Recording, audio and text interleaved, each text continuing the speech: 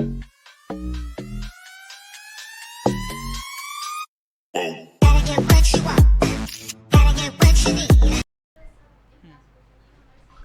है, पढ़ो। चलिए लिखिए,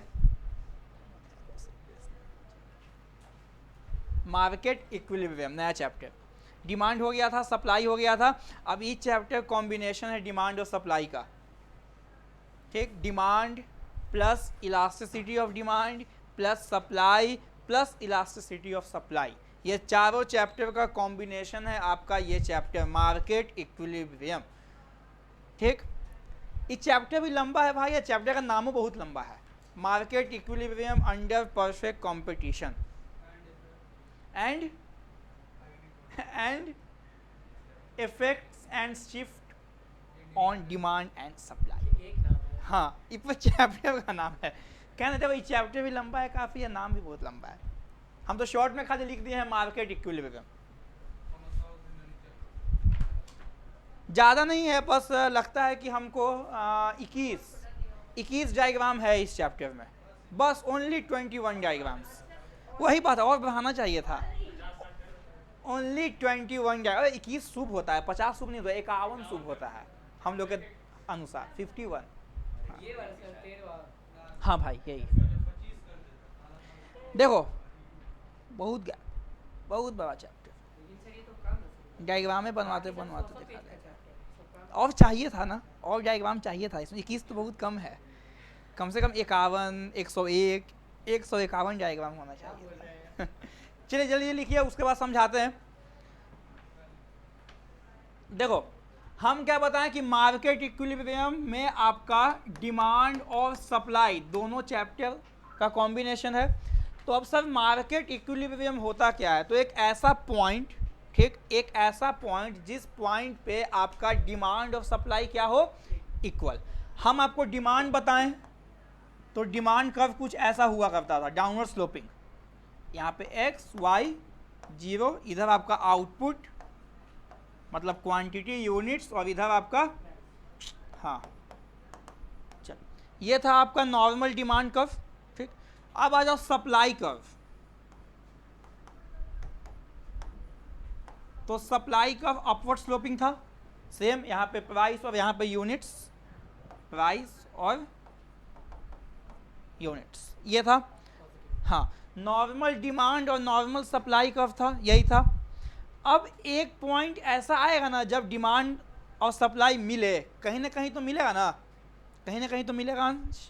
मान लो सप्लाई ऐसे गया, डिमांड ऊपर से डाउन स्लोपिंग आएगा, ये आ गया आपका डिमांड कर्व, कहाँ पे मैच किया दोनों, मान लो ये पॉइंट E, तो E कौन सा पॉइंट है, E is the point of market equilibrium, मतलब जिस पॉइंट पे आपका मार्केट में डिमांड और मार्केट में सप्लाई इक्वल होता है, उस पॉइंट को हम लोग क्या बोलते हैं, मार्केट इक्विलिब्रियम। हमसे बहुत पहले कोई क्वेश्चन किया था जब हम सप्लाई पढ़ा रहे थे कि सर अगर प्राइस इंक्रीज होता है तो सप्लाई इंक्रीज होगा, लेकिन हम लोग तो डिमांड करेंगे नहीं, तो फिर सप्लाई इंक्रीज होगा क्यों। तो हम बताए थे कि जब मार्केट में आएंगे तब बताएंगे। अब सुन लो, प्राइस इंक्रीज हुआ, सप्लाई भी बढ़ता है, लेकिन प्राइस इंक्रीज होता है तो डिमांड डिक्रीज हुआ, ऊपर से डिमांड घट रहा है, नीचे से सप्लाई बढ़ रहा है, एक पॉइंट पे दोनों इक्वल होगा ना, डिमांड और सप्लाई, एक पॉइंट पे आपका डिमांड और सप्लाई इक्वल होता है, तो मार्केट में वही क्वांटिटी वही प्राइस डिसाइड करता है, कौन, डिमांड और सप्लाई फोर्सेस।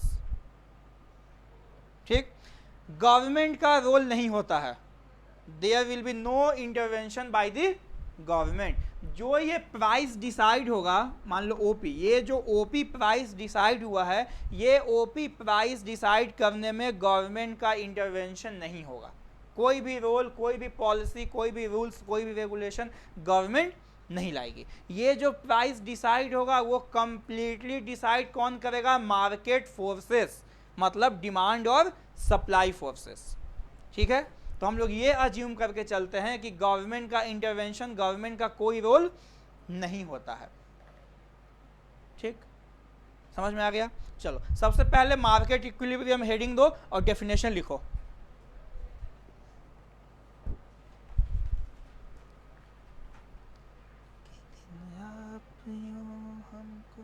जाएंगे, फूल ही फूल राहों में खिल जाएंगे, हमने सोचा न था।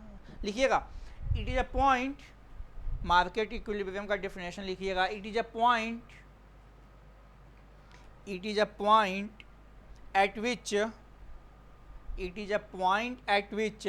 market demand is equals to market supply.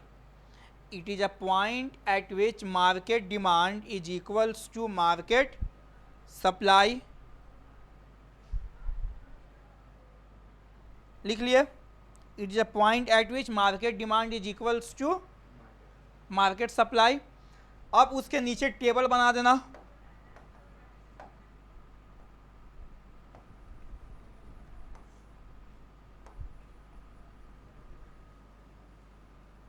चलो टेबल बनाना, एक टेबल में लिखना प्राइस, दूसरा में लिखिएगा डिमांड, और तीसरा टेबल सप्लाई।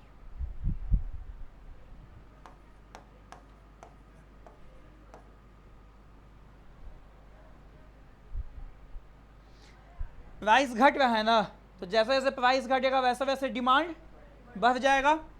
तो 10, 20, 30, 40 और 50। और सप्लाई, जैसे जैसे प्राइस घटेगा सप्लाई भी घटेगा। 50, 40, 30, 20 और 10। इक्विलिब्रियम कहाँ पे है?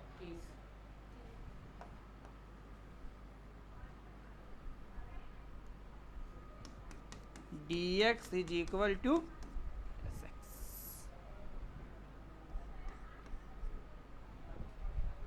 Demand of good x is equals to supply of good x.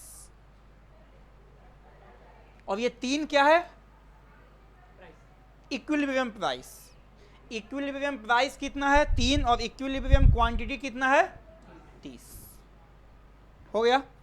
उसके बाद जो लोग शेड्यूल टेबल बना लिए होंगे, डायग्राम बनाइएगा कट्टम कुट्टम वाला, क्रॉस।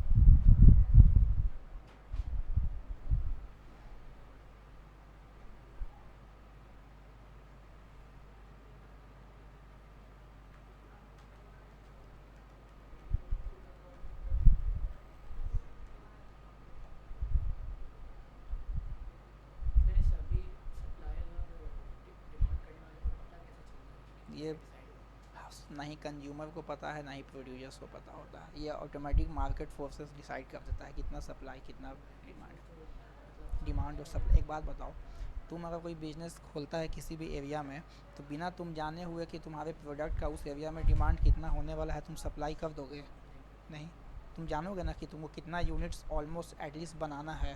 तो अगर तुमको लगता है कि ऑलमोस्ट मोटा मोटी 30 यूनिट मार्केट में डिमांड है, तो तुम 34 या 35 यूनिट बनाओगे कि इन केस अगर डिमांड बढ़ गया तो आपके पास स्टॉक रहेगा, उससे ज़्यादा ही बढ़ गया तो आपके पास सप्लाई होगा।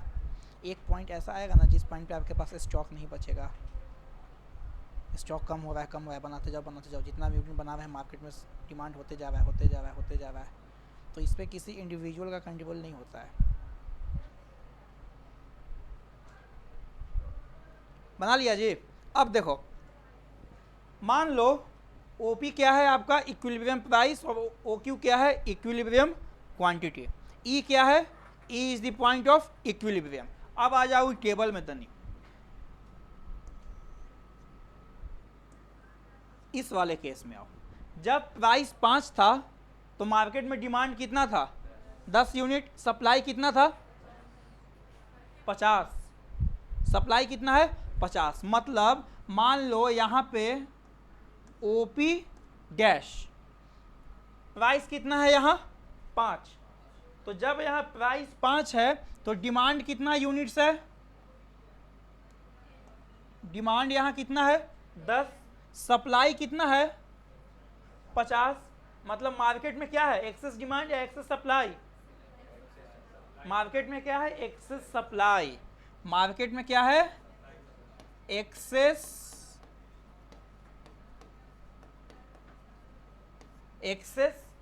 सप्लाई। अब एक बात बताना, अगर मार्केट में एक्सेस सप्लाई होता है तो एक्सेस सप्लाई का प्राइस पे इफेक्ट क्या होगा,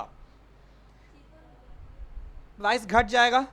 जो चीज़ अनाधुन मार्केट में मिल रहा है लेकिन उसका कोई डिमांड है ही नहीं, तो उसका प्राइस क्या होगा, प्राइस घटेगा। कब तक प्राइस घटेगा, जब तक कि डिमांड और सप्लाई दोनों वापस इक्विलिब्रियम में ना आ जाए। अब आ जाओ, मान लो प्राइस 1 था, यहाँ आ जाओ P डबल डैश, प्राइस कितना था 1, जब प्राइस 1 था तो डिमांड कितना था, डिमांड कितना था 50 और सप्लाई कितना है 10, मतलब इस वाले सिचुएशन में there is a situation of excess demand, 50 unit demand है मार्केट में लेकिन सप्लाई 10 यूनिट है, तो प्रॉब्लम ऑफ एक्सेस डिमांड। और एक्सेस डिमांड जब होता है मार्केट में तो इसका प्राइस पे इंपैक्ट क्या होता है, प्राइस इंक्रीज होता है उस चीज का। सबसे अच्छा example cancer, best example cancer, cancer का दवा या कैंसर का इलाज इंडिया में है, अरे वैसा छोड़ो, वो जो तीसरा स्टेज पे आता है वो मरिए जाता है। हाँ, अब जिनके पास बहुत पैसा है वो बाहर जाते हैं, कहीं नहीं इंडिया में इलाज करवाते हैं। सबसे अच्छा एग्जांपल है इसका कैंसर, कैंसर का दवा या कैंसर का इलाज लोगों को इजीली इसलिए अवेलेबल नहीं होता है क्योंकि कैंसर पैसा कमाने का सबसे अच्छा जरिया है।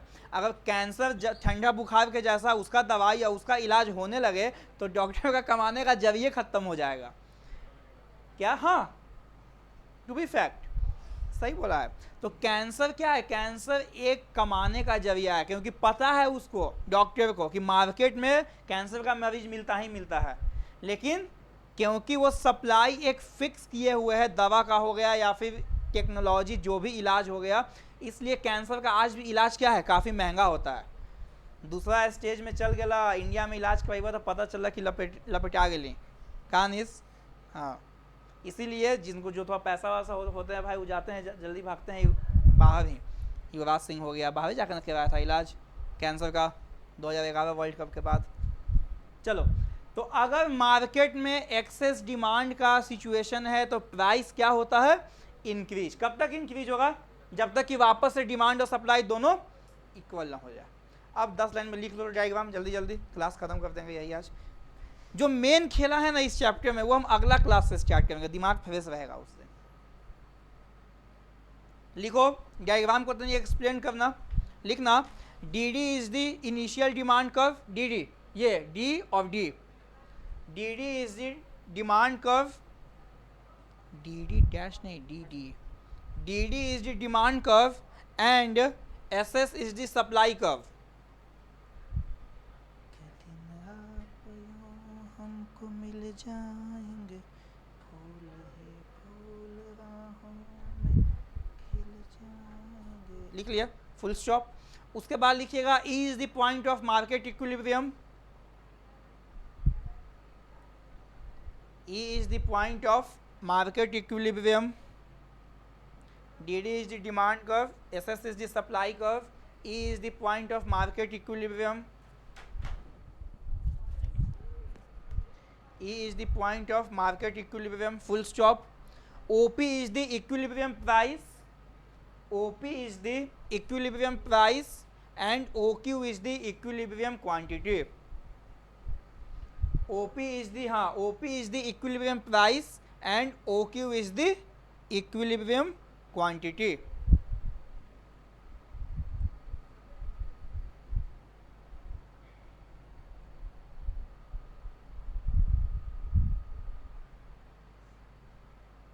लिख लिए, फुल स्टॉप दीजिएगा, फुल स्टॉप के बाद लिखिएगा at point E, full stop के बाद लिखिएगा at point E market demand is equals to market supply.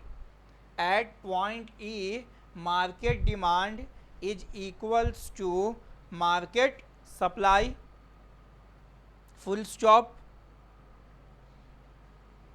Line change कर लो या पैरा चेंज कर लो। अब लिखना when price increases from OP to OP dash, when price increases from OP to OP dash,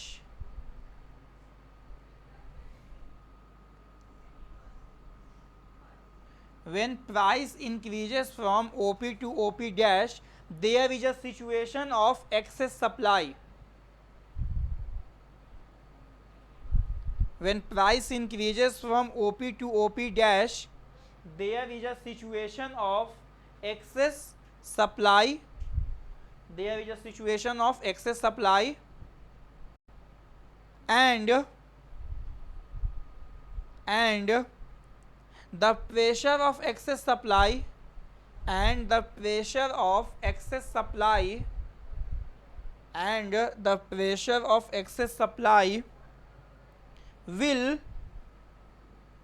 reduce the price level, and the pressure of excess supply will reduce the price level, reduce the price level until the equilibrium is restored, until the equilibrium is restored, until the equilibrium is restored. Done done. चलो वापस से line change कर लो या para change कर लो। Last para लिखना when price decreases from OP to OP double dash, when price decreases from OP to OP double dash, when price decreases from OP to OP double dash,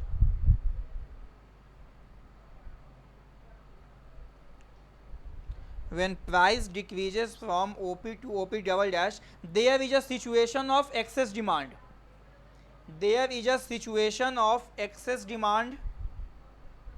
There is a situation of excess demand, and the pressure of excess demand, and the pressure of excess demand will increase the price level, and the pressure of excess demand will increase the price level, will increase the price level until the equilibrium is restored, and the pressure of excess demand will increase the price level until the equilibrium is restored.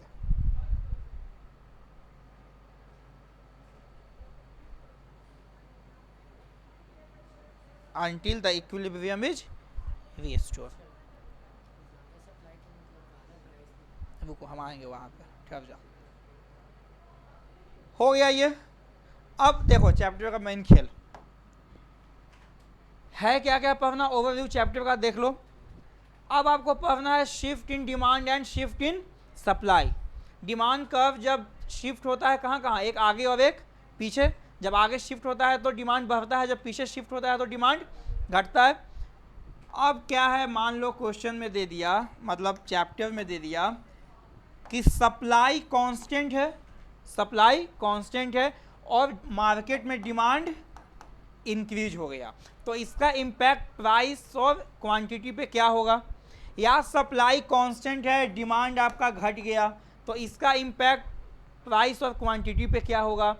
या बोल देगा demand constant है, supply बढ़ गया या supply घट गया, इसका इम्पैक्ट मार्केट के प्राइस और मार्केट के क्वांटिटी पे क्या होगा। ठीक, तो कुछ कुछ यही आपको पढ़ना है। जब डिमांड आपका परफेक्टली इलास्टिक है, सप्लाई इंक्रीज हो गया, तो प्राइस एंड क्वांटिटी पे क्या इफेक्ट होगा। जब सप्लाई परफेक्टली इलास्टिक है, डिमांड बढ़ गया या घट गया, उसका इम्पैक्ट क्या होगा प्राइस और क्वांटिटी पे। तो बता दे रहे हैं, ये हम नेक्स्ट क्लास से स्टार्ट करेंगे। तो एटलीस्ट इलास्टिसिटी ऑफ डिमांड जो हम 5 डिग्री बताए थे, E D is equal to 1, 0, greater than 1, less than 1 और इनफाइनाइट। एटलीस्ट ये पांचों डायग्राम याद रखना, ये पांचों डायग्राम याद रखना। तो ये जब याद होगा तो सप्लाई ऑटोमेटिक याद हो ही जाएगा, ठीक। तो डिमांड का 5 डायग्राम, और डिमांड कर्व जो शिफ्ट होता है, राइटवर्ड शिफ्ट कब होता है, लेफ्टवर्ड शिफ्ट कब होता है, सप्लाई राइटवर्ड शिफ्ट कब होता है, लेफ्टवर्ड कब होता है, एटलीस्ट उतना पढ़ लेना है जो हम पढ़ाए हुए हैं क्लास में, क्योंकि अगला क्लास से हम डायग्राम बनवाना स्टार्ट करेंगे। डायग्राम बनवाएंगे हम ही या लिखवाएंगे तुम लोग से सामने? डायग्राम बनवा देंगे, बता देंगे हाँ ये इफेक्ट हुआ, लिखवाएंगे तुम ही लोग से। तो इसीलिए पढ़ाई कर के आना, डिमांड और सप्लाई एटलीस्ट, ठीक ठीक दीपाली, ठीक चंगू मंगू, दहिया फाड़ देंगे, छोड़ू नहीं पड़ गया तो बताते हैं। फट्टा लाए थे ना उस दिन, फटवा होगा, हाँ स्टील के डंडा है पूरा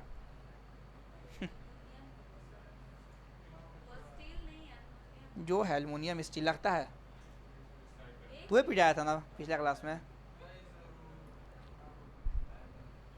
तो पढ़ाई कर लीजिएगा अगला क्लास में।